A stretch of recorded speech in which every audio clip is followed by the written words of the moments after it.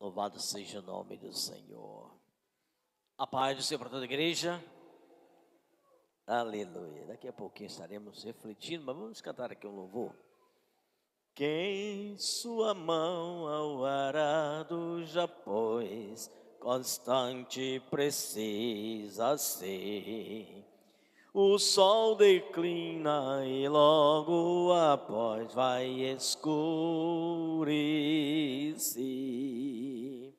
Avante em Cristo pensando, em oração vigiando, com gozo e amor trabalhando para o teu Senhor.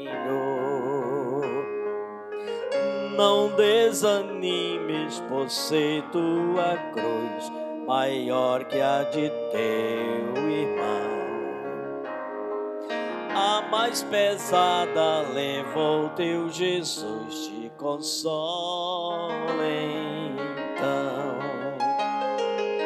A tua cruz vai levando, como Jesus perdoando, alegremente andando para o lindo céu. Ser bom soldado de Cristo Jesus, sofrendo as aflições, não sufocando a mensagem da cruz nas perseguições. Vai seu amor proclamando, nova de paz se levando aos que estão aguardando a salvação. Quando enfim tu largares a cruz, Jesus te coroará com santo gozo em glória e luz te consumará. Esquecerás teus lidares, tribulações e pesares, quando no céu desfrutares perfeita paz. Glória a Deus, que maravilha. Igreja, nós somos orientados pela palavra de Deus que a nossa vida cristã é como uma batalha feita em uma guerra, é como uma luta, é como uma competição. Então, várias analogias a Bíblia faz da nossa carreira, da nossa vida aqui na terra em Cristo, almejando a morada eterna, almejando os céus. E não podemos desanimar, não podemos desistir, não podemos recuar, porque se recuar, todo o tempo de esforço feito até o dia do recuo não vai servir para nada. Se na caminhada voltarmos para trás, então até onde caminhamos não adiantou nada. Se na guerra nós nos acovardarmos, nós seremos vencidos, derrotados, destruídos. Também não adiantou todo aquele tempo que lutou. E numa carreira que nós estamos propostos a correr, temos que ir até o fim, mesmo sabendo que numa carreira se cansa. Não tem uma carreira que não se canse, não tem uma luta que em dados momentos não pareça que você não vai conseguir vencer. Não tem um trabalho que nós não tenhamos enfado. Então, igreja, é com essa dificuldade, porque o nosso lado humano, ele não é neutralizado quando nos convertemos a Cristo. Não é neutralizado. A nossa natureza humana, ela continua existindo. Então, o crente, ele não se torna um super crente, ele não se torna alguém que não sinta aflição, angústia, tribulação, que não sinta dor, que não caia doente, porque tem uma natureza humana, tem um corpo humano, que ele continua sendo humano, até o dia da transformação. Enquanto não, nós estamos com esse corpo humano. E esse corpo humano, ele vive, né, nessa terra. Enquanto estivermos nessa terra, nós teremos tribulações. E vivendo nessa terra, nós estamos inseridos em família, em sociedade. E vivendo em sociedade, dependendo do país em que as pessoas vivem, tem regimes políticos, alguns monarquia, onde um rei governa, outros é presidencialismo, que um presidente é aquela autoridade maior, outros é parlamentarismo, aonde é o parlamento que tem o primeiro-ministro que manda, e outros são ditaduras, né? Apesar de não ser monarquia, mas é uma ditadura, onde um presidente dita as regras, sozinho, domina o povo, enfim. O crente, independente de onde ele esteja, ele vai estar dentro da sociedade. E ele, como humano, vai estar ali e ele não pode fugir da realidade.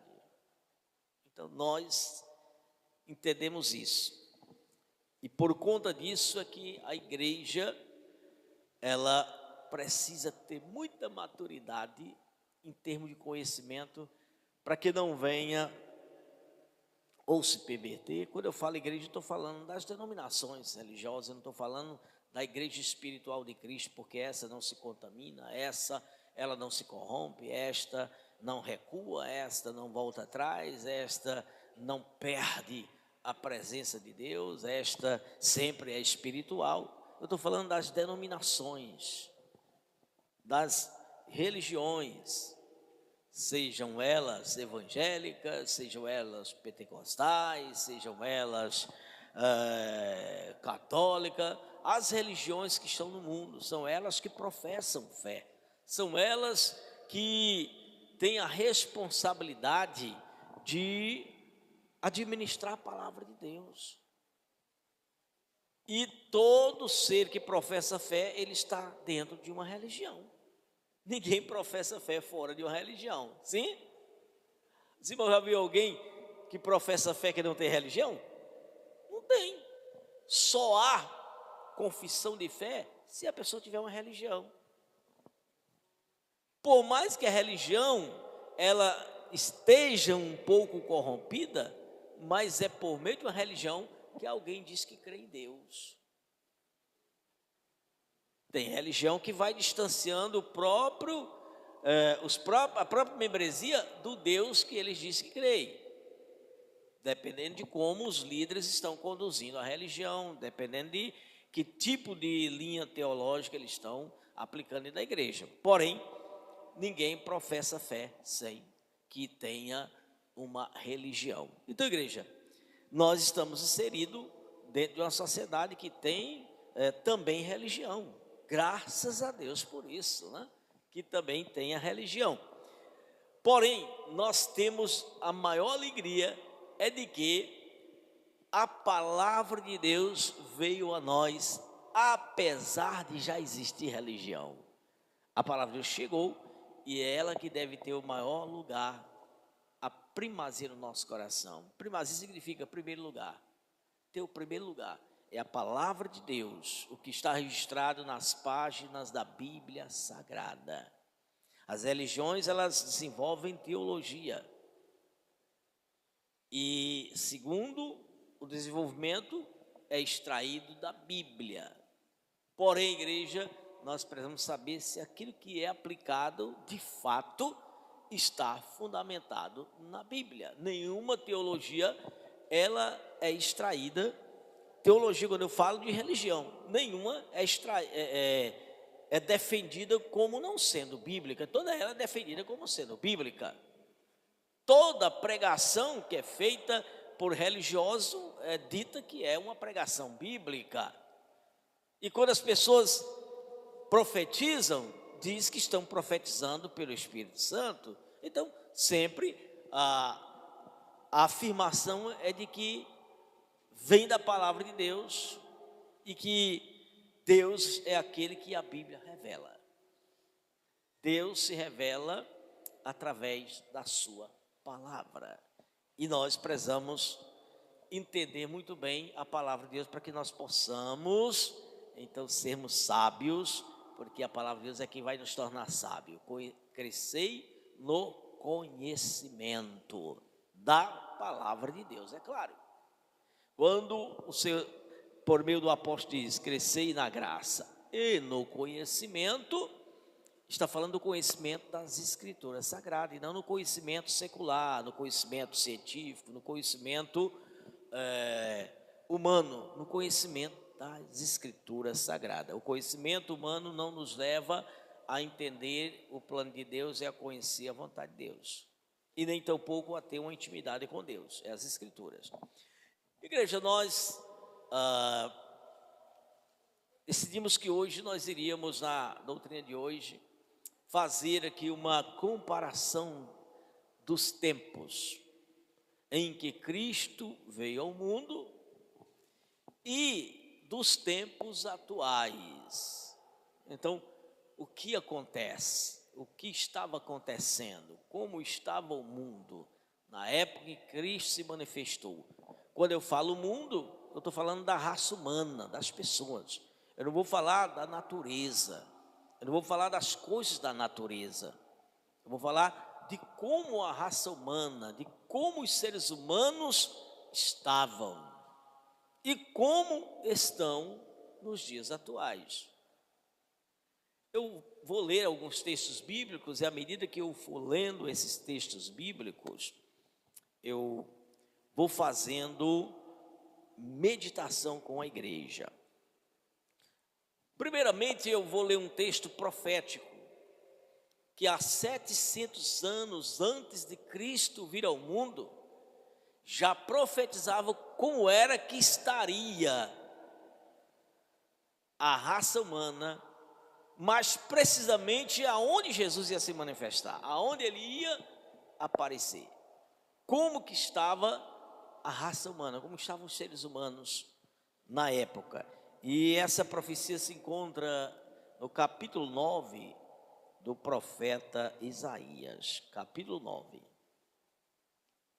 E essa profecia ela é bem específica, ela aponta o lugar, a região e a situação da região, como as pessoas estavam, qual era a situação da época em que essas pessoas viviam. E olha que é apontada justamente para um local aonde Deus havia escolhido como terra de bênção, como terra de manifestação da sua presença, como terra de habitação do seu povo particular. Que é povo particular? Povo próprio de Deus, um povo exclusivo de Deus. E a Bíblia está, através dessa profecia, focando o lugar, apontando o lugar, a região geograficamente. Diz assim a partir do capítulo 9, é o capítulo 9, versículo 1 de Isaías, uma mensagem profética. E essa mensagem profética, ela justamente vai já dizer como seria a época. Não estava sendo no momento da profecia, mas como estaria a época futura. Diz assim, ó: mas a terra que foi angustiada não será entenebrecida. Ele envelheceu nos primeiros tempos. A terra de Zebulon e a terra de Naphtali, mas nos últimos a enobreceu junto ao caminho do mar, além do Jordão, a Galileia dos gentios. O povo que andava em trevas viu uma grande luz, e sobre os que habitavam na região da sombra de morte resplandeceu a luz. Podeis sentar em o nome de Jesus. Igreja, o profeta Isaías, ele foi levantado para profetizar para o povo de Israel, tanto para os israelitas, que formaram no tempo passado o Reino Norte, como para os judeus da Judéia, o povo que no passado formava o Reino do Sul. E nesse momento, essa profecia está falando de como estaria o povo naquela região, hoje conhecido como Palestina, a parte norte da Palestina, que ficou conhecida como Galileia. E a Bíblia aponta e cita nomes de cidades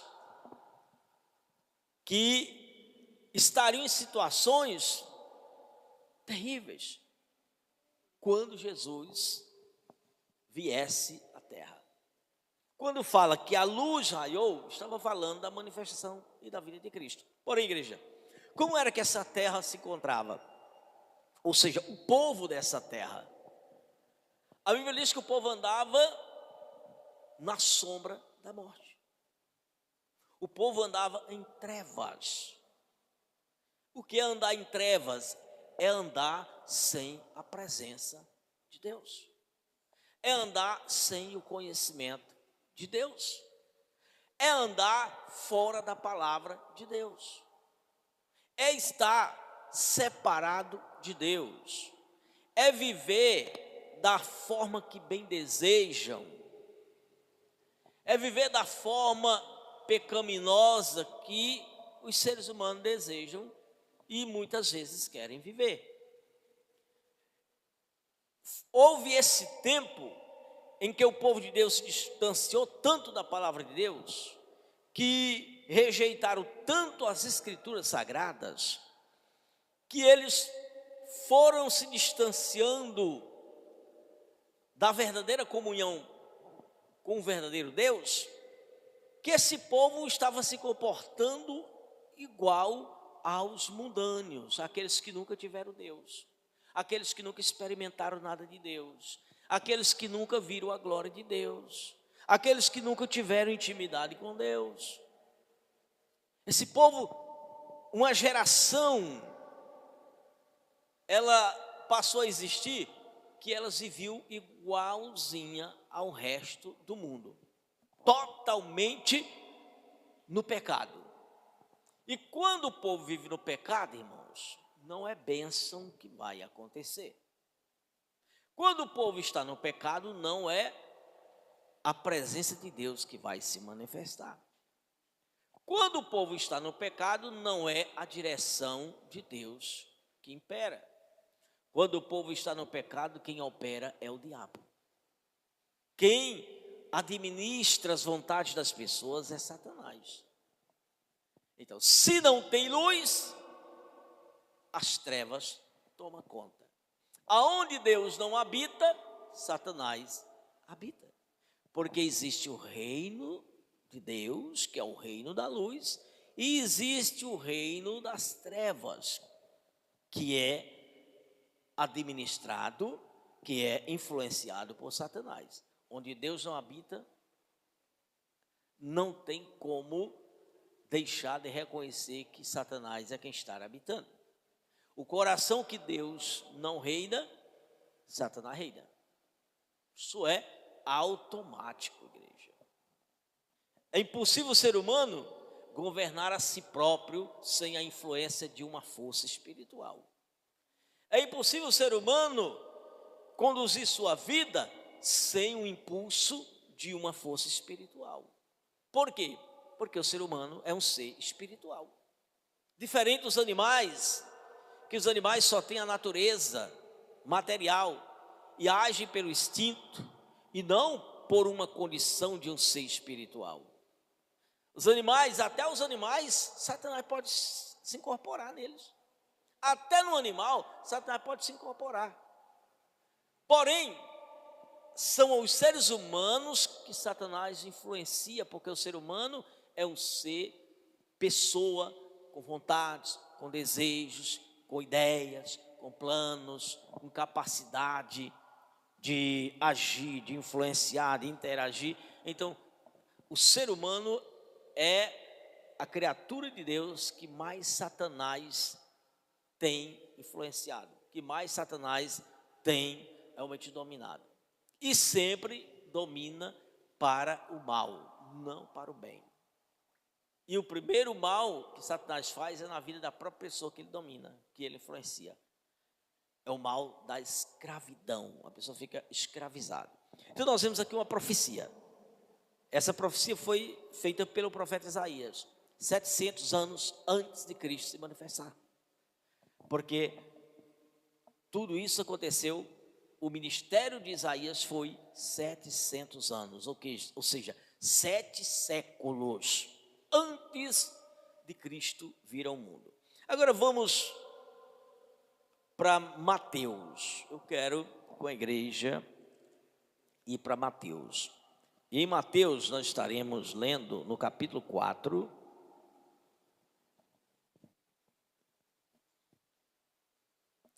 versículo de número 12. Capítulo 4 de Mateus.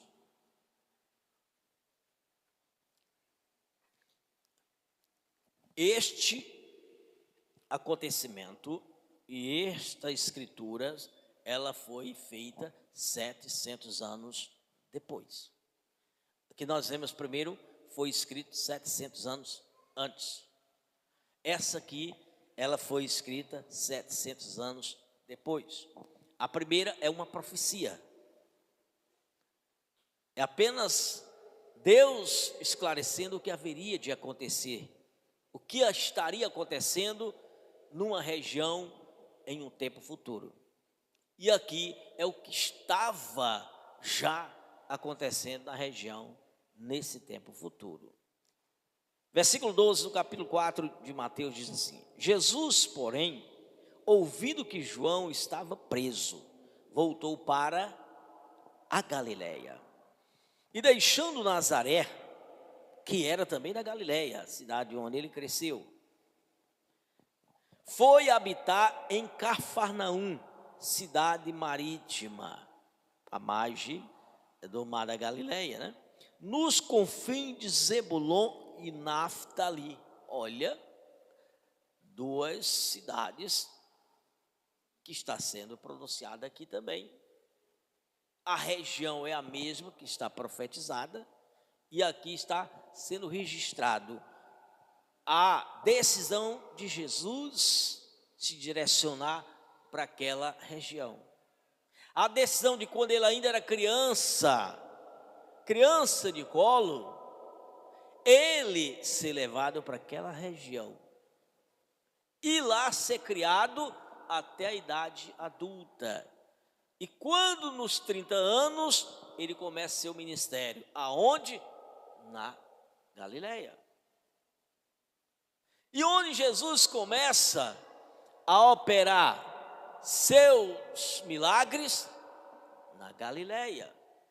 Qual o primeiro milagre aonde foi realizado? Numa cidade chamada Caná. Aonde? Na Galileia. Igreja, qual era o pecado da região?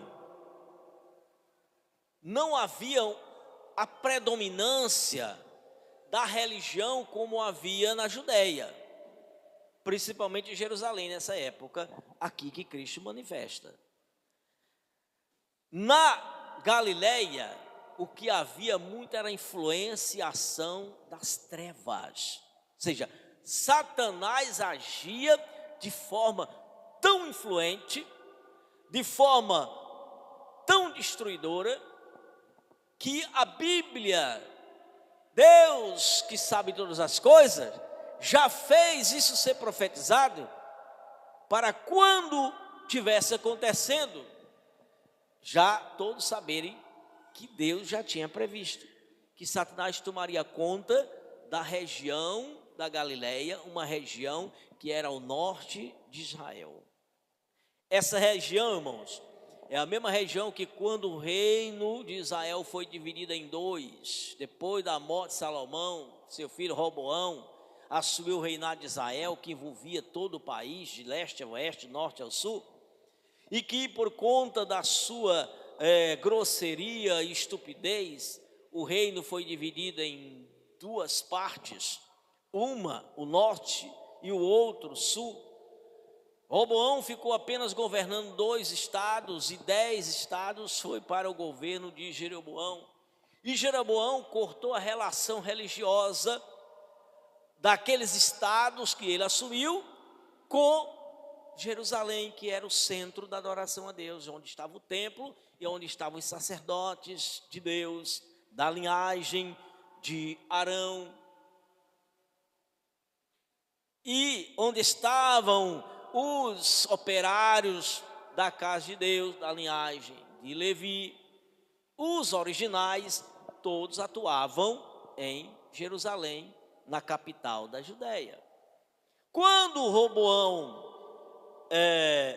agiu de forma de orientação pelos jovens e não pelos anciãos, ele levou 10 estados do país a se rebelar contra ele, a não aceitar o governo dele, e assim procuraram Jeroboão, e Jeroboão assumiu o controle.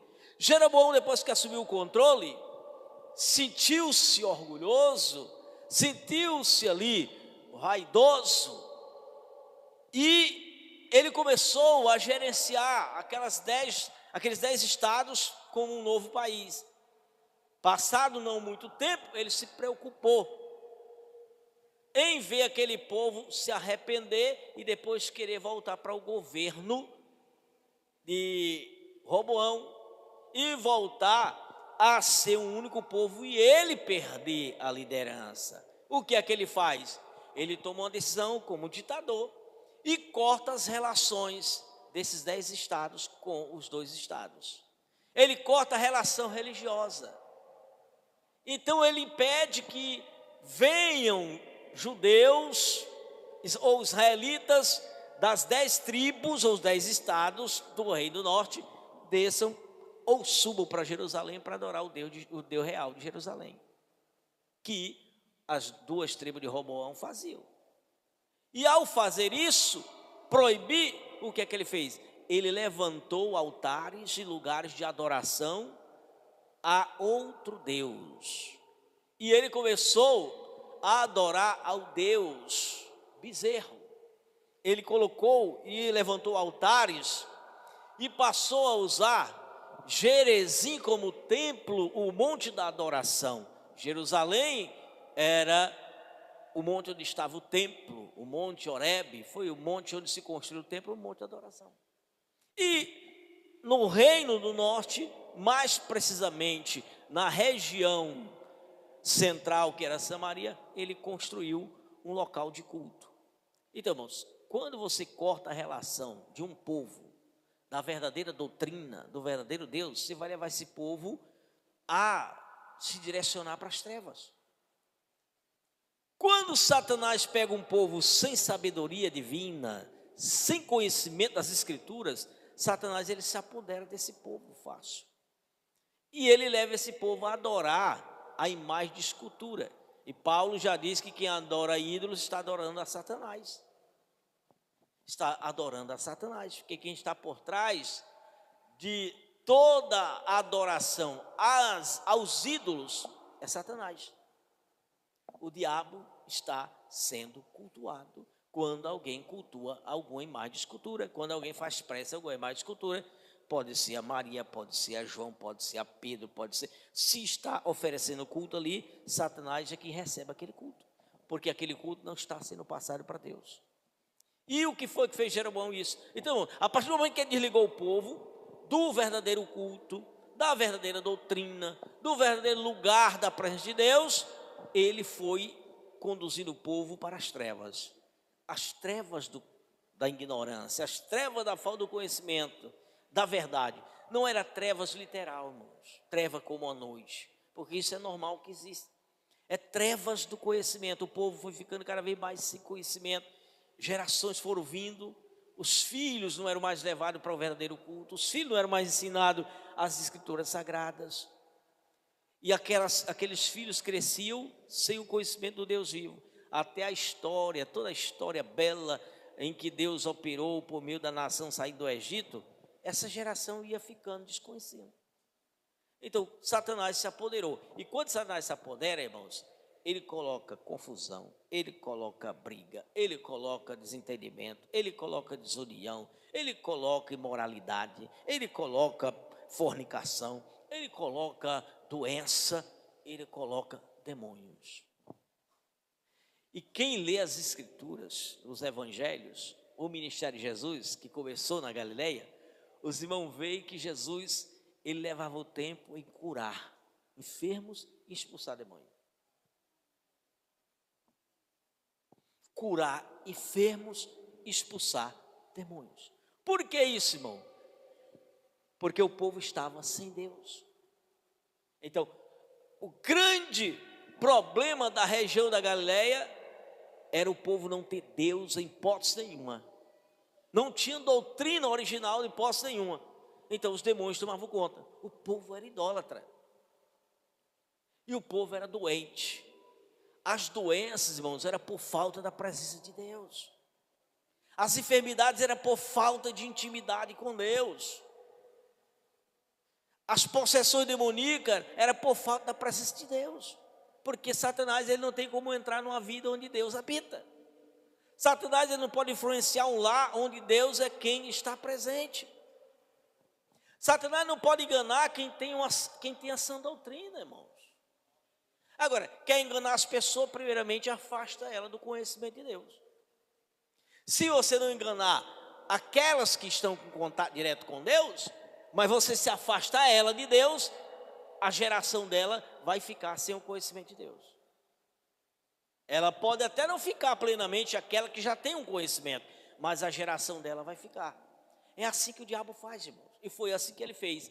Afastou os judeus do reino do norte da presença de Deus, do local onde ia se cultuar a Deus, do local onde ia se ouvir o estudo da palavra de Deus.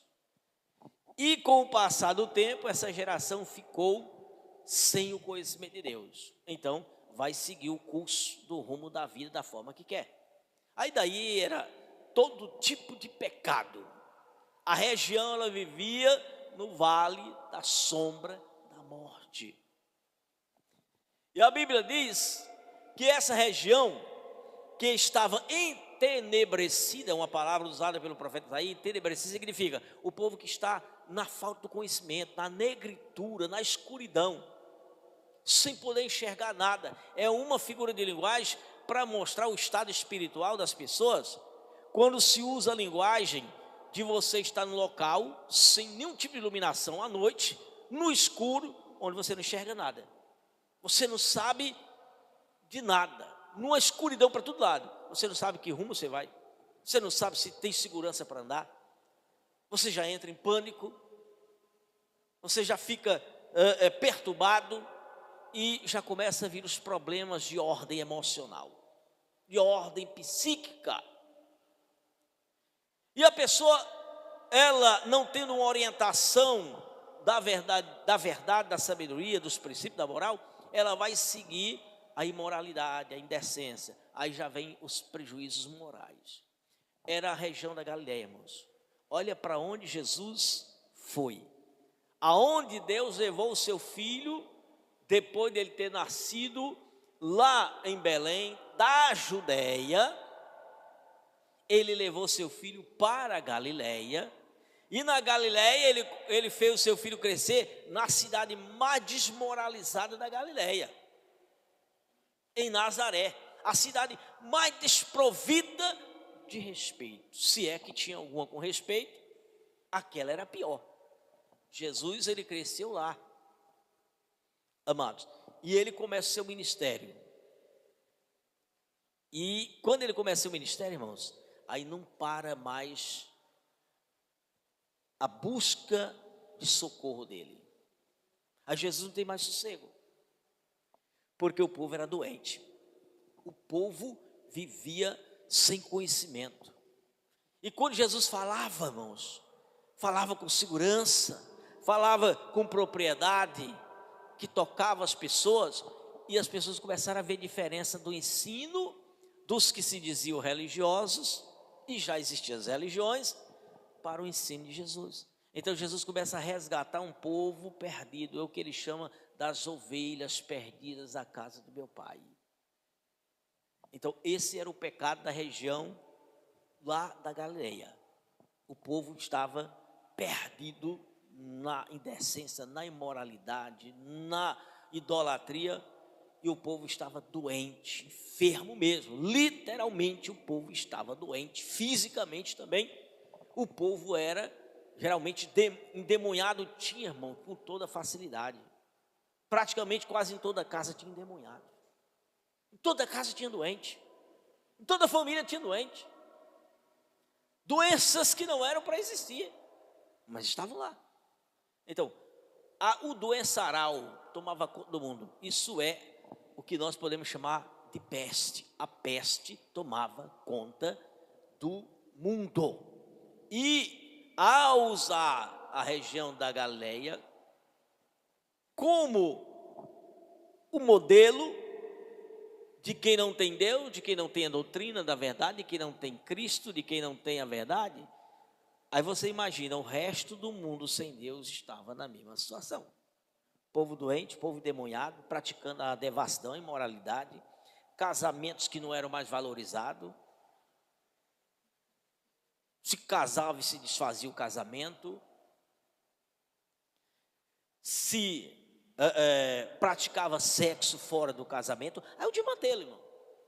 E quando tem esses pecados, irmão, é a bênção de Deus que vai vir? É a paz que vai vir? Não, o que vai vir, irmãos, é o tormento, porque gradativamente Satanás está dominando essas pessoas, e ele vai levar ao pior do estado possível, porque o pecado, ele é agradável, ele é prazeroso, mas as consequências dele vão vir em um momento lá na frente. E a região da Galileia já estava vivendo as consequências do pecado praticado há algum tempo. Agora eram as consequências. Pessoas loucas. Quantas pessoas loucas tinham? Quantas pessoas endemoniadas atormentando a família dentro de casa e outros endemoniados que atormentavam a sociedade toda. Isso é para onde Jesus ia, irmãos. Existiam os endemoniados. Essa era a condição do mundo quando Jesus apareceu, tendo a Galileia como o exemplo, como a referência de como estavam as pessoas no planeta. Em termos religiosos, será que a religião andava bem?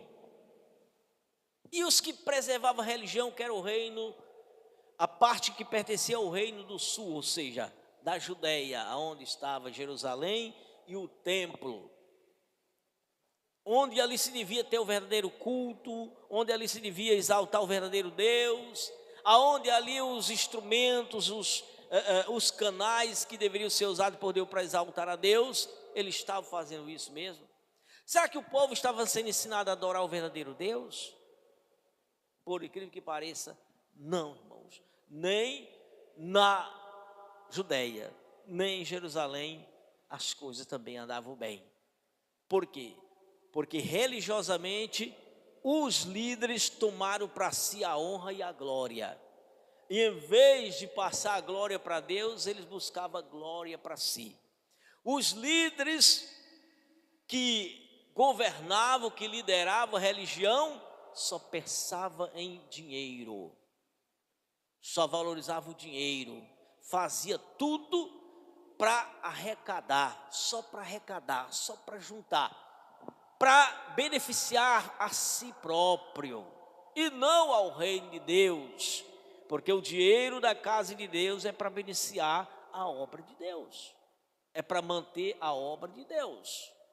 Já a liderança religiosa composta pelos saduceus, que era uma religião, eles dominavam tudo e todo recurso ficava para atender apenas os interesses dos líderes. Isso em termos de governo de religião. Agora, em termos de ensino, o ensino, a pregação, estava bom? Também não, porque Jesus tanto reprovou os saduceus, como ele reprovou os fariseus. Os fariseus era a religião aonde estava o maior número de mestres, de ensinadores. Eles ensinavam o correto? Eles estavam bem?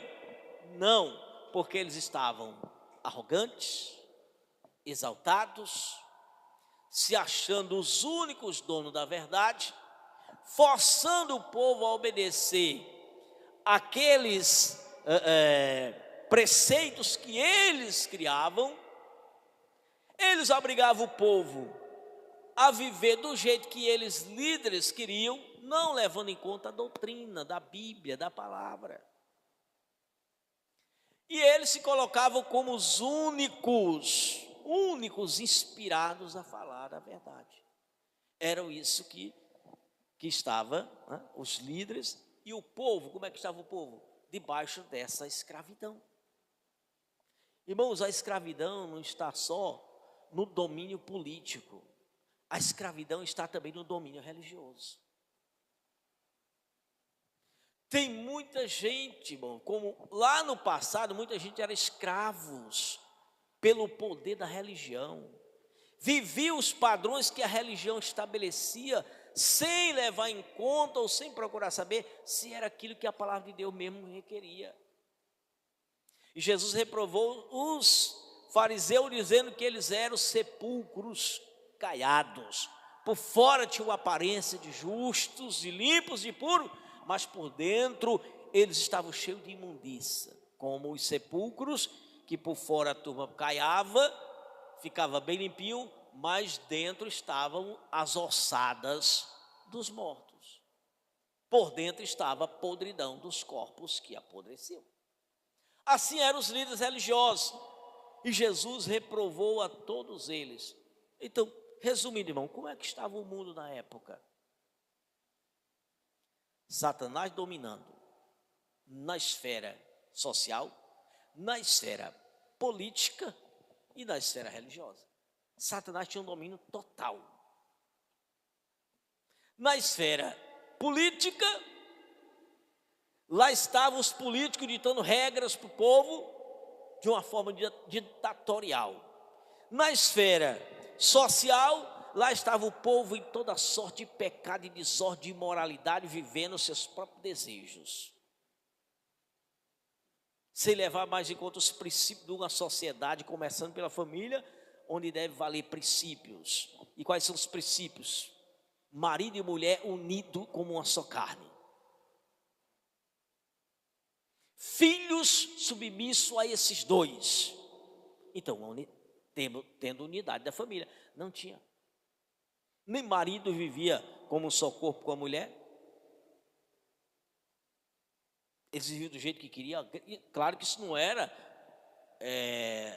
todos, existiam as exceções, porque sempre vai existir as exceções. Deus sempre tem seu remanescente em todas as épocas. Mas, em termos gerais, estava assim.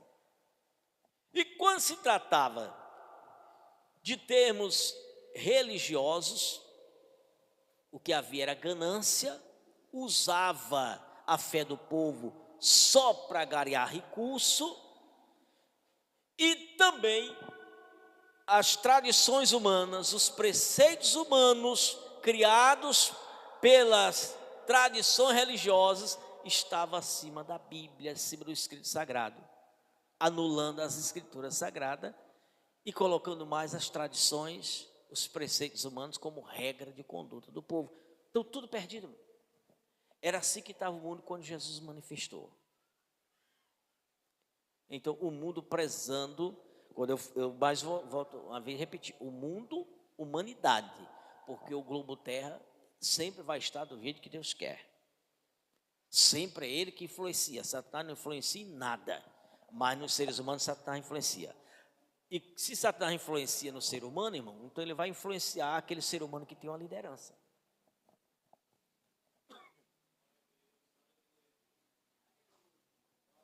Por que a Bíblia diz que o mundo está no maligno? Porque Satanás está influenciando a humanidade. E pode olhar, a humanidade são os seres humanos.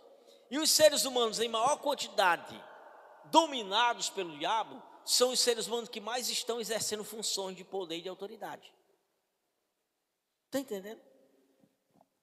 Se você olhar, quem são os políticos a maioria, a grande maioria arrasadora, são homens pervertidos. Poucos são homens tementes a Deus. Quem são os que lideram? As prefeituras, os governos de estado.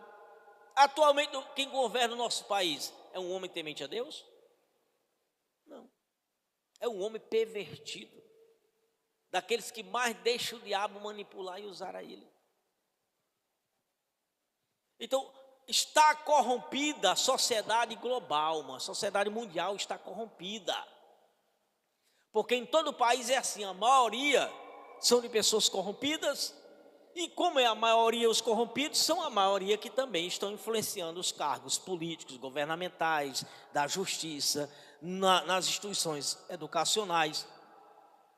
Então, dentro das salas de aulas, existe mais professor pervertido do que professor temente a Deus. Dentro das universidades, existe mais professor pervertido do que professor temente a Deus. Então, o que é que se espera? É uma sociedade mais corrompida, influenciada pelas lideranças que estão no controle de Satanás. Então, era assim que estava. Satanás, ele trouxe um dano, uma destruição terrível ao moral, à religiosidade da raça humana da época que Cristo se manifestou, terrível. Porém, como Jesus é soberano, ele começou a resgatar essas pessoas. Como é que ele mudou? Como é que Jesus mudou o mundo durante um período? Foi causando uma revolução militar? Não. Foi causando um convencimento mental, psíquico, intelectual. Foi Jesus trabalhando as pessoas por meio do ensino, da pregação. Então, irmãos, presta atenção, a tua mente, o teu intelecto precisa ser trabalhado.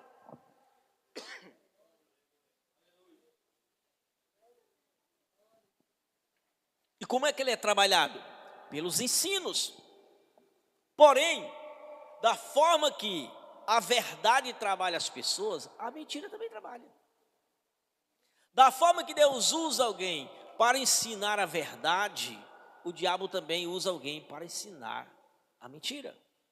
Do jeito que Deus usa alguém para convidar uma pessoa para vir à igreja, Satanás usa alguém para convidar a pessoa para ir para um bar beber,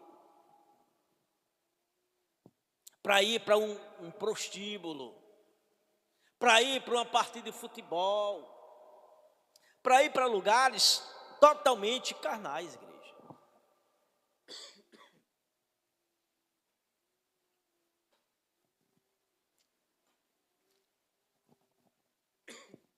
E olha que não foi na primeira vez que Jesus juntou uma multidão. Quando nós lemos a Bíblia, pensamos que na primeira vez, na primeira pregação de Jesus, juntou uma multidão. Não foi assim, igreja. Para ele começar, primeiro ele teve que ter contato com pessoas.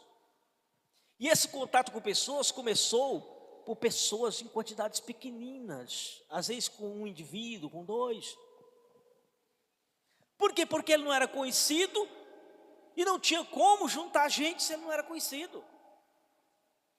Foi ele tendo contato com um, dois, conversando, convencendo e trazendo para junto dele. Depois trabalhando esse e junto com esse, indo ganhar mais pessoas. As multidões, irmãos, só começaram a seguir Jesus depois de um certo tempo. Depois que ele já tinha um grupo, que com esse grupo ele alcançava um maior número de pessoas.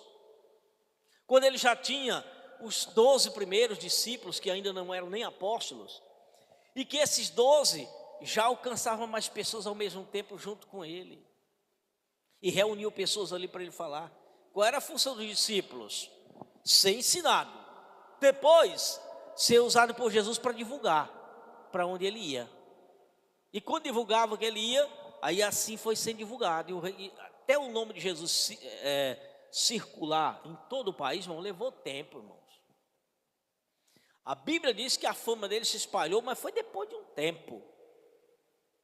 Agora, depois que a fama se espalhou, aonde Jesus ia estar, que se divulgava, a multidão corria.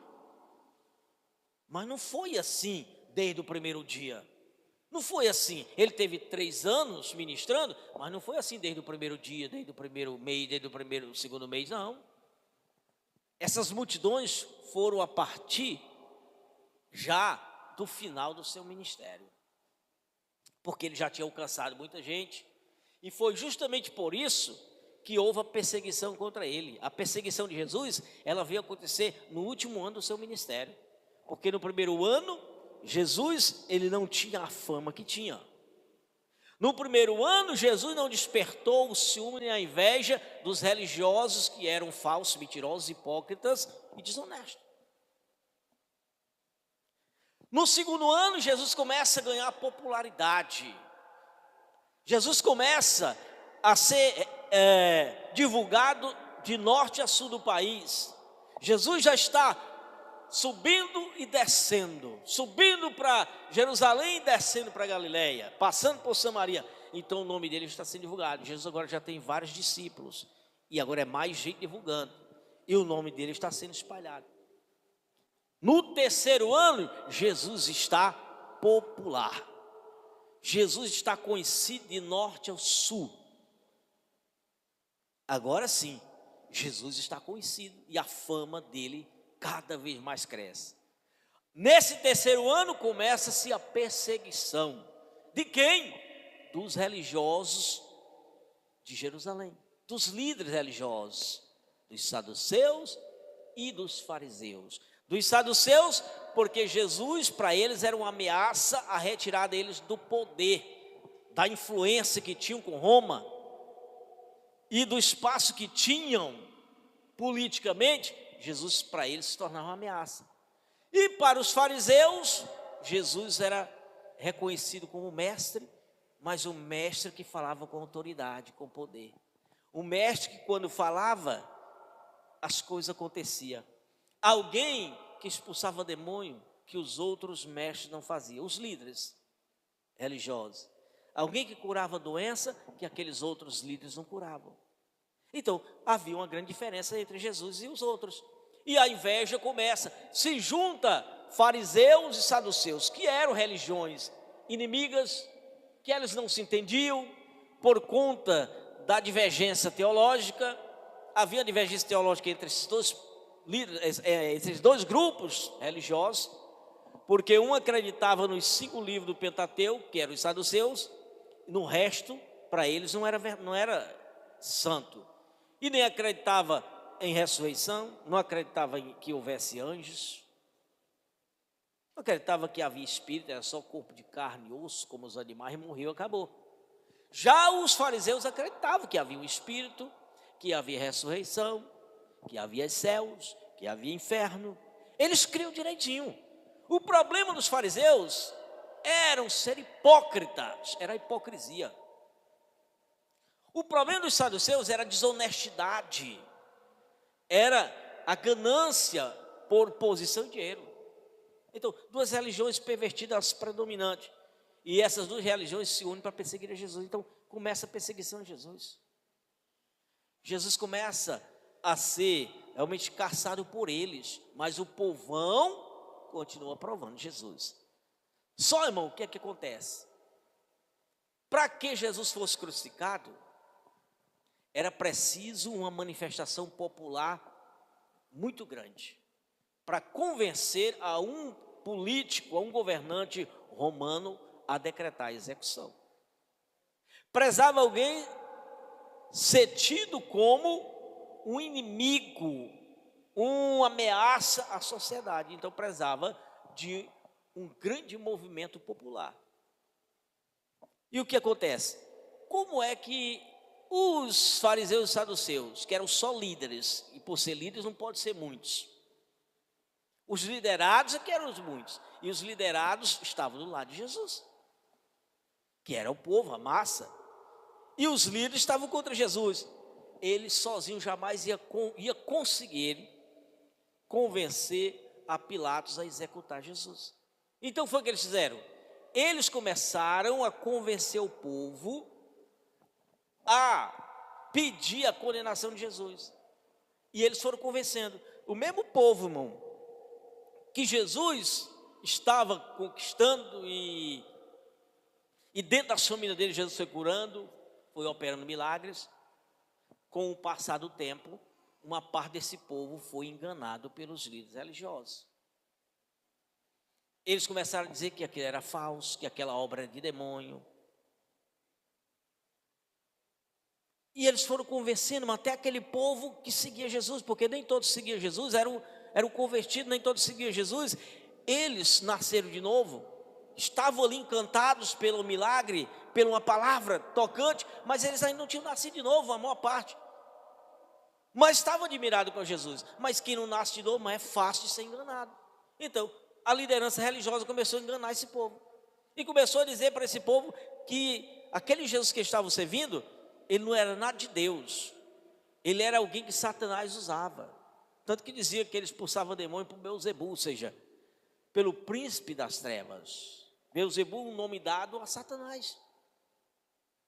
E eles diziam, esse Cristo que vocês estão seguindo, que diz que é filho de Deus, ele é um instrumento do diabo. Ele é alguém que Satanás trouxe ao mundo e que está usando para enganar vocês. E foram convencendo esse povo. Porque uma multidão que seguia Jesus, mas não era uma multidão que servia Jesus. Seguir uma coisa, servir é outra. E eles conseguiram convencer muitos, tanto é que no dia da crucificação, eles conseguiram levar uma multidão para a audiência. Cercaram o palácio de Pilatos, uma multidão.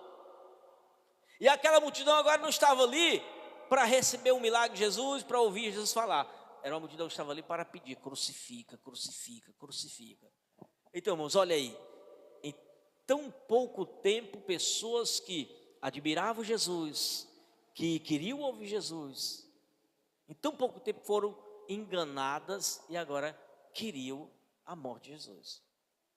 Essa é a realidade. E dentro daquele povo que pediu a morte de Jesus, tinha muitos ali que faziam parte de familiares, tinha pessoas da sua família que Jesus curou, que Jesus expulsou o demônio, que Jesus abriu os olhos, que eram cegos. Tinha pessoas ali que Jesus tinha ressuscitado os mortos. Mas agora está pedindo a morte de Jesus. Olha, irmãos, a realidade da época.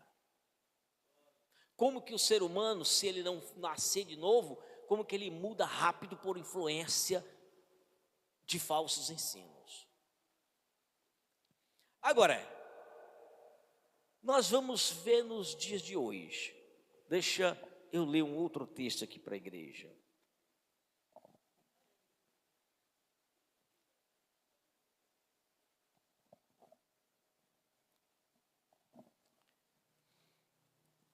Louvado seja o nome do Senhor.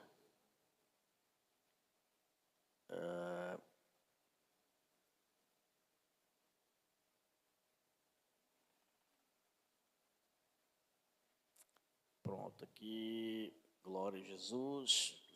Capítulo 18. Capítulo 18, versículo 8. Agora é uma mensagem para os dias atuais. É uma mensagem profética de Jesus. Agora é uma mensagem profética de Jesus. Nós mostramos a mensagem profética de Isaías 700 anos antes. E o que de fato estava acontecendo 700 anos depois, quando Jesus veio. Quando Jesus veio. Agora, é um texto profético de Jesus, lá naquele tempo.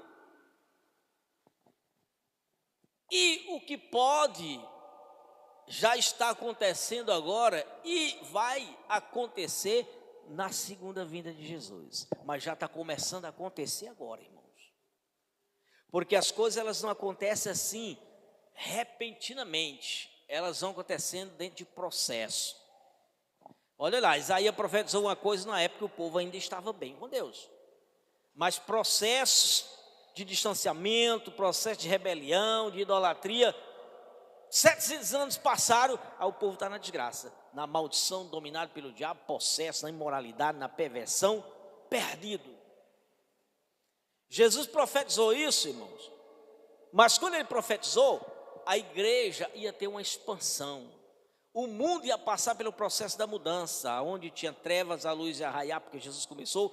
Então, depois da morte de Jesus, a igreja ela expandiu e ela provocou uma mudança no mundo, uma mudança religiosa, uma mudança política, uma mudança intelectual, uma mudança social, e a sociedade ela passou a ser espiritualizada, e o mundo passou a ter a maioria de pessoas com princípio de moral, de ética, famílias mais bem-sucedidas, casamentos melhores elaborados. Então a sociedade, ela teve um tempo, ela teve vários séculos vivendo de forma agradável a Deus, porque a igreja estava influenciando o mundo, a igreja estava chegando e influenciando o mundo. E quando a igreja influenciava, como é que a igreja influencia a política? Quando ela influencia seres que entram na política.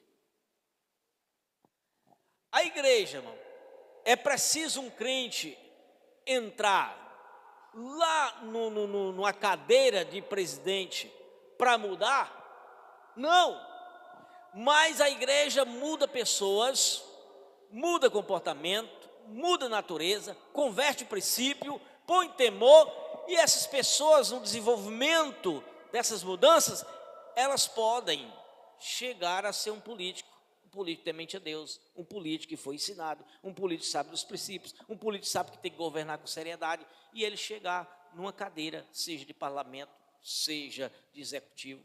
Pode chegar realmente na cadeira de um fórum, ser um juiz. Pode sentar na cadeira de um professor e ser um mestre, pessoas transformadas. É assim, irmão, que a igreja influencia o mundo. É quando ela influencia as pessoas, muda a natureza das pessoas, converte as pessoas, e essas pessoas estão inseridas na sociedade, e em cada função que elas desenvolvem, ela desenvolve como crente temente a Deus, então aquela função passa a ter mudança. Não é pegando o crente da igreja, tirando o pastor da igreja e colocando na política. Isso é uma coisa mais absurda, mais imoral e safada que eu vejo. Mas é pegando as pessoas da sociedade pervertida, desonesta, trabalhando, mudando o caráter, convertendo, e essas pessoas agora desempenhando as suas funções com justiça, integridade e honestidade. É ganhando um político para Jesus, é ganhando um juiz para Jesus, é ganhando um professor para Jesus. E ele agora convertido, ele vai mudar a sua forma de agir. E se não ganhar ele já lá no poder, trabalha os que estão aqui na sociedade, para que eles que já têm um sonho de ser um político, possam chegar lá com honestidade.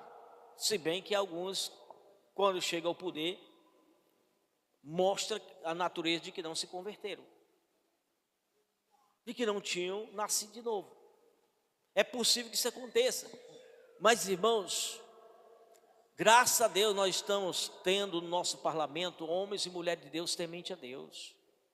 Nunca o parlamento do Brasil teve tantos homens e mulheres temente a Deus como temos na atualidade, mas não é a maioria. Por não ser a maioria, não mudou muita coisa, mas é por influência da igreja, irmãos. Aquelas pessoas que estão lá foram influenciados pelo poder da palavra de Deus, sem serem políticos, chegaram lá. E fizeram carreira política, chegaram a exercer funções, fizeram carreira no magistrado e chegaram a ser juiz, fizeram carreira no magistério, chegaram a ser professor, crente temente a Deus. Só que hoje a influência é tão pouca, que tem tão poucos crentes nas funções, que o diabo está dominando de vez. Mas quando a igreja expandiu lá nos séculos passados, tinha mais gente do bem nas funções. A igreja influenciou tanto, mano, mas tanto o presbítero, que chegou ao poder do Império Romano um homem temente a Deus, como foi Constantino. Constantino chegou lá porque ele foi alguém influenciado por Deus, porque a mãe se converteu a Cristo e ela passou a interferir na vida dele como filho.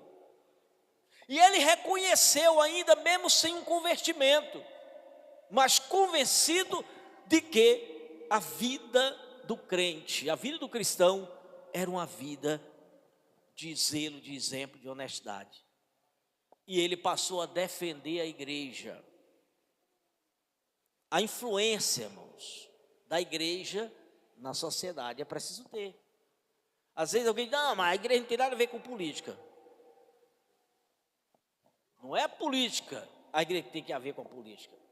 É a política que tem que ver com a igreja. É o inverso. Porque a igreja está na sociedade e nós somos cidadãos e temos que interferir sim com o nosso caráter. Irmãos, aonde eu chegar, o que eu tenho que fazer, como eu tenho que me portar, é pelo caráter que eu tenho. E isso é que vai fazer diferença. Com quem eu vou conversar é pelo caráter e a postura que eu tenho. Isso faz diferença, irmão. Você chega num canto para conversar com alguém, se você conversa como um crente transformado, aquelas pessoas são impactadas pela sua forma, pela forma que você trata, pela forma que você aborda, pela sua reação a uma coisa contrária. As pessoas percebem se você se comporta com calma, com tranquilidade, diante da adversidade. As pessoas percebem.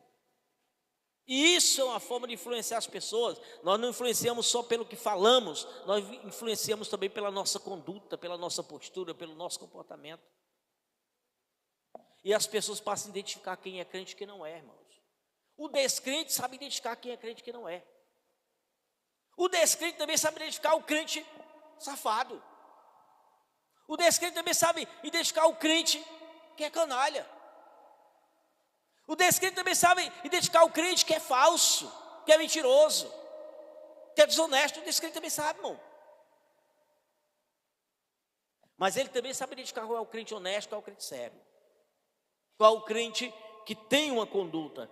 O descrente sabe também identificar isso, irmão. E a Bíblia diz que bom é o testemunho daquele de fora, que de fora é daquele que não é crente. O não crente, quando ele elogia um crente, irmão, ele está falando da sinceridade do coração dele. Porque quando um não crente elogia um crente, um povo de que eles nem têm simpatia, de que eles não gostam, quando eles elogiam, é pelo fato, é pela realidade daquilo que ele está falando. Ele está sendo honesto. Então nós precisamos, igreja, interferir nessa mudança. Mas eu quero dizer para a igreja, como é que está o mundo atual? O texto que nós lemos diz o seguinte, versículo 8, aliás, vamos ver, capítulo 18 de Lucas 18, versículo 8, uma profecia de Jesus. Vamos já encerrar a igreja. A profecia de Jesus que diz assim, olha, digo-vos que depressa lhes fará justiça. Olha a mensagem profética em forma de pergunta, mas é uma mensagem profética. Quando, porém, vier o Filho do Homem, porventura achará fé na terra? Aí eu pergunto, irmãos, qual é o nível da fé do povo cristão hoje? Quem tem mais tempo de fé? Quem tem mais anos de fé? Compare como é que está a sociedade cristã, a sociedade dos crentes hoje, com a sociedade dos crentes de 40 anos atrás, de 30 anos atrás, de 20 anos atrás. É a mesma coisa? A fé é a mesma coisa? A busca é a mesma coisa? A adoração é a mesma coisa? O temor a Deus é o mesmo? O respeitar a pregação e as doutrinas é a mesma coisa? O guardar no coração é a mesma coisa? O aceitar a disciplina é do mesmo jeito? Claro que não, irmão. Não há mais fé como existia. Então, Jesus profetizou lá há 2000 anos. 2000 anos vai completar. E gradativamente, depois que ele profetizou isso, o que aconteceu primeiramente foi o crescimento da espiritualidade, o crescimento da igreja, a igreja influenciando o mundo e o mundo passando por um processo de mudança, de convertimento, de adoração, banindo a idolatria, lançando fora seus deuses, entrando nas regiões aonde as trevas tomavam conta, regiões. E nós vemos pela história do livro de Atos, quando chegavam os apóstolos lá em algumas cidades que a idolatria tomava conta, que havia a bruxaria, a feitiçaria, os encantos, E o povo se convertia, a sociedade se convertendo, e eles iam destruindo os seus livros de magia, queimando, iam lançando fora as suas idolatrias. O povo ia se convertendo e as cidades iam se convertendo. Isso era a expansão da igreja. Olha, irmão, como o que aconteceu com Jesus também acontece com a igreja. A igreja foi aceita. A igreja, ela foi crescendo gradativamente, como Jesus também foi crescendo gradativamente no seu ministério. Chegou o período que a igreja foi crescendo mais, a igreja ficou notória. E a igreja foi divulgando a sua fama, foi se espalhando por toda a Europa, depois da Europa para toda a Ásia, da Ásia para a África, da África veio para as Américas. A igreja cresceu, a igreja ganhou popularidade. Jesus ganhou popularidade, a fama cresceu. Só que depois da fama, aí vem o que? A ciumeira daqueles que o diabo usa. A igreja, irmão, hoje é tão alvejada pelo diabo para calar, para destruir, para pôr fim à igreja, como também Jesus foi alvejado pelo diabo para ser destruído naquele momento. Então nós estamos vivendo os dias em que Paulo diz aqui em Timóteo, eu vou ler isso aqui para os irmãos entenderem os dias atuais. Os dias atuais, e vai piorar, aqui é apenas que nós já vemos sinais desses dias atuais. Primeiro, o esfriamento. Esfriar a fé, é diminuir a intensidade da busca a Deus, é diminuir a crença, é ter dúvida, é ter insegurança, é ser só religioso, é não ter mais espiritualidade. E nós vemos isso diminuindo nas igrejas que tanto nós prezamos. Igreja que tanto nós prezamos pela verdade, nós vemos dentro da nossa igreja pessoas se apagando da fé. Nós vemos a igreja reduzindo de tamanho. Quando nós vemos grupinhos que pregam só emocionalismo, tendo um certo crescimento, depois se apaga também. Redução da juventude nas igrejas. Satanás, irmão, está impedindo dos jovens se congregarem.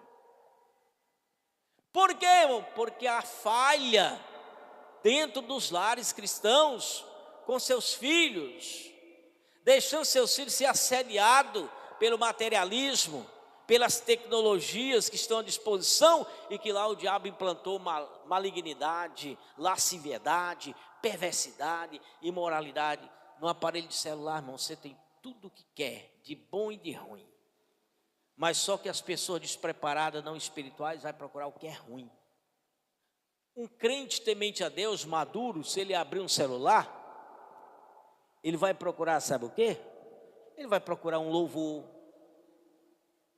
ele vai procurar uma mensagem bíblica, ele vai procurar uma pregação. O crente não espiritual, não é essas coisas que ele vai procurar. Ele vai procurar umas piadinhas, ele vai procurar umas mensagenzinhas lasciviosas, ele vai procurar um relacionamento. Irmão, está cheio de videozinho rápido, onde aparece moças bem vestidas, mas aqueles vestidos contornados no corpo. Quando eu digo bem vestidos, o corpo no corpo. Essas roupas evangélicas de hoje, elas são sensuais, apesar delas serem compridas, mas é toda coladinha no contorno do corpo, e elas dizendo que é evangélica. Aí diz suas preferências, características, procurando relacionamento nas redes sociais, se entregando para Satanás, se entregando para os inimigos de Satanás. Não sei se alguém já percebeu como tem esse bocado desses videozinhos aí. Se apresentam como evangélicas, moças bonitas. Aqueles videozinhos curtos, e elas se apresentam. Aí identifica qual é o gosto. Então, mas estão se apresentando de forma sensual. A roupa não é decotada, mas ela dá todo o contorno do corpo. Há sensualidade no vestuário. Então, irmão, nós estamos vivendo um tempo da sensualidade dentro das igrejas. O vestuário hoje das mulheres são sensuais. Sensuais. Roupas que elas estão ali no corpo, mas que ela desperta no sexo oposto o interesse por conta da roupa que ela é projetada com lascividade. Mas é assim que as mulheres gostam. E quando você comenta, o que elas dizem, as mulheres crentes? Mas quem que vai vestir uma roupa reafrouxa? Quem que vai querer uma roupa reafrouxa? Está entendendo? Que é a roupa colada mesmo. Por quê, irmão? Pode até ser, pode ser, e eu acredito que muitos não estão com a intenção de se exibir para homem nenhum, mas se apegou a um tipo de vestuário sensual e não se toca de que aquilo é sensual e desagrada ao Deus dos céus. Então, nós estamos vendo, irmão, a sociedade ela indo para o caminho da perversão, diminuindo a busca de Deus. Sempre eu falo que as mulheres novas, e eu falo da nossa igreja, não querem mais buscar a Deus em oração. As mulheres novas, as mais recém-casadas, nem conjunto de senhora querem mais fazer parte. E nem participa de oração nenhuma, nem do culto da oração à noite, e nem nas orações que as irmãs mais maduras participam. As irmãs que vêm para a oração pela manhã aqui, são as irmãs já um pouco mais de maturidade. Algumas com um pouco mais de idade, outras com menos, mas todas, irmãos, estão assim, na casa dos 50 para lá. Uhum. E as crentes novas? As crentes novas, por que não oram? Porque estão frias, apagadas, são só religiosas. São essas que o inimigo escraviza fácil, escraviza no vestuário, escraviza nos desejos, nas vontades, só não deixa buscar a Deus. E quando essas mulheres dos 50 para frente, Jesus levar, tem uma geração para substituir? Então, o diabo está minando a igreja, o diabo está minando as igrejas, o diabo está eliminando a força da igreja. Satanás já tirou quase que a juventude geral das igrejas. Satanás não está deixando mais nem os adolescentes, filhos de crente, chegar à juventude na igreja. Ele está tirando ainda do adolescente.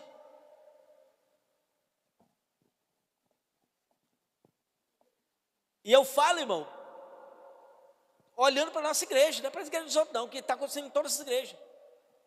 Nós tínhamos um grupo de adolescentes aqui, que nós preparamos para botar no jovem, não tem mais nenhum na igreja.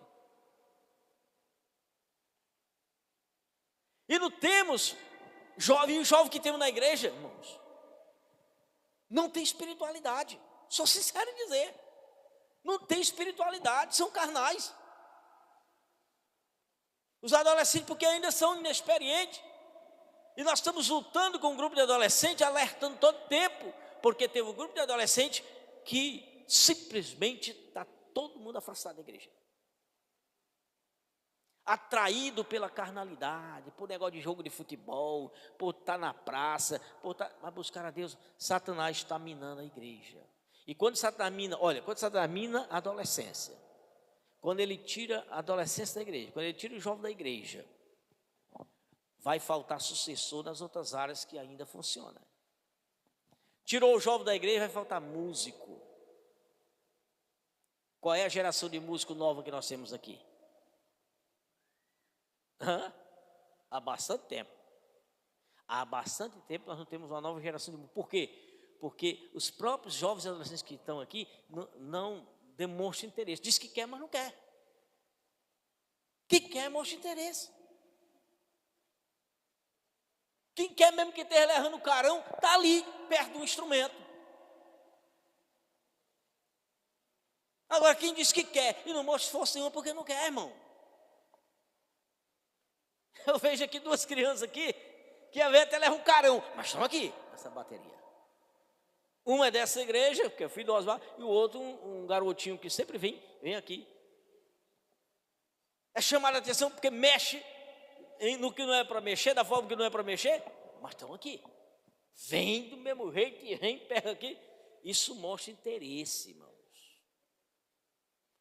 Nada vai impedir dessas crianças desenvolverem naquilo que eles querem.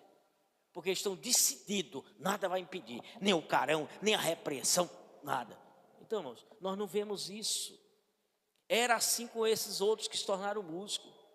Foi assim, era ali. Era a cola de um músico, era ouvindo, era olhando, era mexendo no instrumento.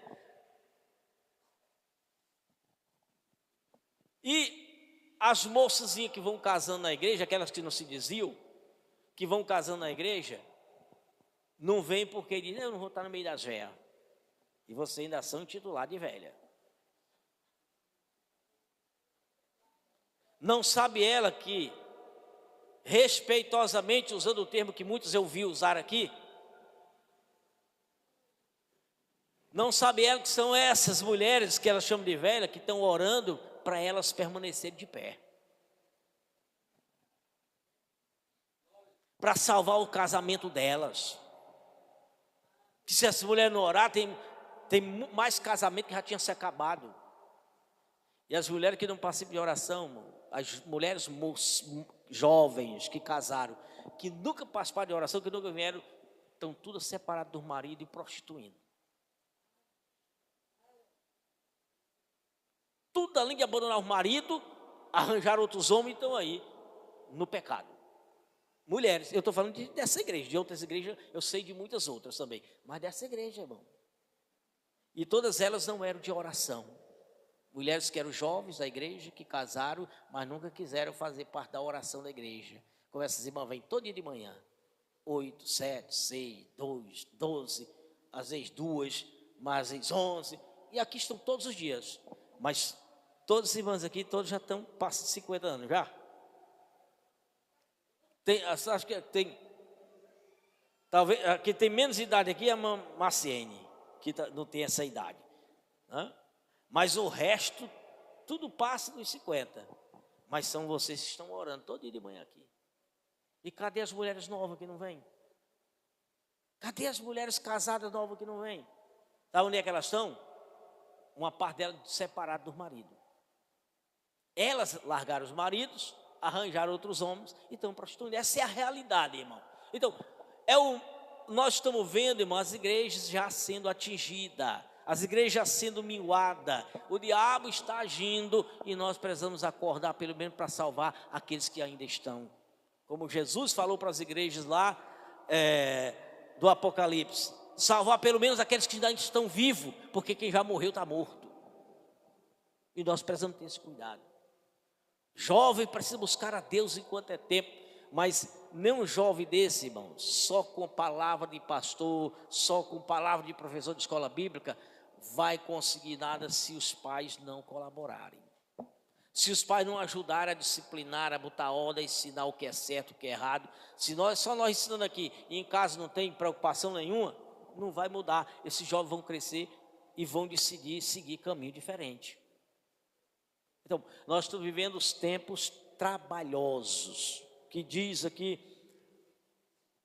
Paulo em 2 Timóteo capítulo 3. Vou só ler, igreja, e vamos encerrar. Só ler. Aí para os irmãos tem como nós estamos vivendo os tempos muito semelhantes. Pronto, Jesus está perto de vir, tá.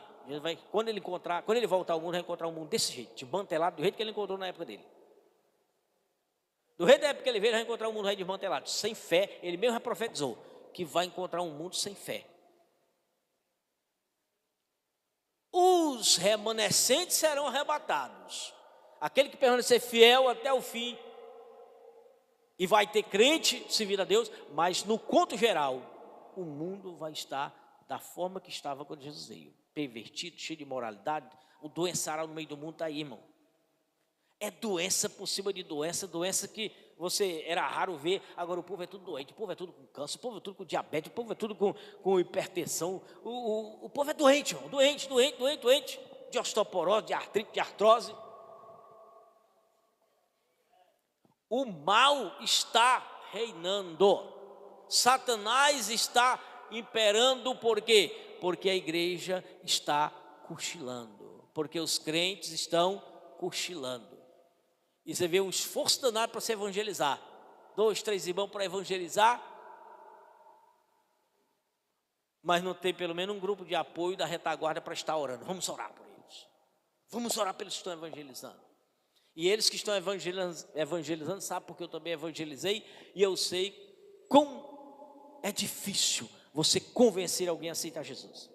Como é difícil. Você fala, as pessoas dizem que gostam, mas irmãos, para decidir para Jesus está difícil, porque o diabo está segurando essas pessoas. Então não basta só evangelização, tem que ter um trabalho de oração. E aqui diz a palavra de Deus em 2 Timóteo. Olha, sabe porém isto, que nos últimos dias, que são esses que nós estamos vendo até a volta de Jesus, sobrevirão tempos trabalhosos, porque haverá homens amantes de si mesmo, que é o que nós vemos, avarentos, preguiçosos, soberbos, blasfemos, desobedientes a pai e mães, ingratos, profanos, sem afeto natural, irreconciliáveis. E como tem pessoas que nunca vão voltar para Jesus. Caluniadores, incontinentes, cruéis, sem amor para com os bons, traidores, obstinados, orgulhosos, mais amigos dos deleites. Quando fala deleite, está falando desse mundo rei moral, mundo rei depravado. O povo gosta mais disso do que mesmo amigo de Deus, do que mais buscar a Deus. E ainda diz, tendo aparência de piedade, mas negando a eficácia dela. Destes afasta-te. Então, até o alerta que Paulo dava para Timóteo é que esse tipo de comportamento de crente, e aqui ele está falando das pessoas que professavam fé. Paulo estava falando das pessoas que professavam fé no tempo do fim. Ele não estava falando dos ímpios, porque os ímpios já era aquilo. Ele está falando, Paulo está dizendo, no tempo do fim. Isso tem quase 2000 anos. 2000 anos passados, do jeito que Jesus também profetizou, não terá fé na terra por causa disso que Paulo está dizendo. É dessa forma que a sociedade está se comportando hoje. Sociedade cristã, a sociedade religiosa. Eu não estou falando do mundo, não. Religião hoje, irmão, é só como uma espécie de hobby, de entretenimento, de grupo social, de buscar a Deus, de adorar, derramar essa prece de Deus. É um número muito pequeno. Há um número muito pequeno.